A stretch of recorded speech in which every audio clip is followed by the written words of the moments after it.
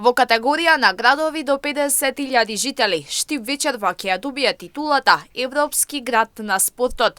Делегацијата, предводена од градоначалникот Иван Јорданов, веќе е во Брисел, каде ги доведе извештајот од оценската комисија на Европската асоциација на градови на спортот, која минатиот месец ги скенираше спортските можности и спортската инфраструктура на Штип.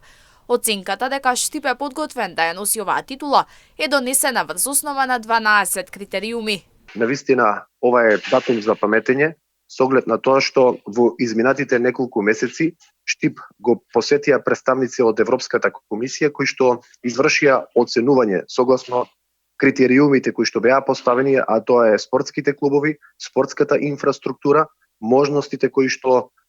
им се нудат на сите спортски работници во нашиот град. Врз основа на овие критериуми, она кое што добивме како извештај од Европската комисија е дека за 2024 година Штип ќе добие наградата за Европски град на спортот. Јорданов вели дека титулата е стимул за целиот град следната година да биде година на спортски успеси, подобрување на спортската инфраструктура и условите за спортот. Токму тоа е и оврската на градовите кои ја носат оваа титула, а за тоа може да побараат и поддршка од Европската комисија, односно ќе имаат зголемена можност да ги користат европските фондови. Освен признанието кое што ќе го добиеме како град,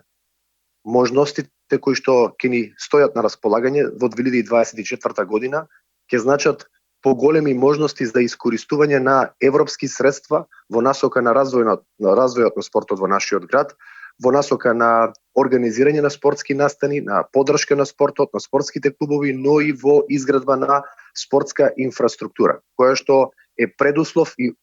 услов за развојот на спортот во општина Штип. Штип е во групата со уште 12 други градови кои на гала вечер ќе ја добијат оваа титула: Херцег Нови, Приштина, Солун, Валуна и уште неколку града во Франција, Шпанија, Турција, Португалија и Србија. Штип е вториот град од Македонија со титула Европски град на спортот по Куманово, кој титулата ја понесе во 2019 година.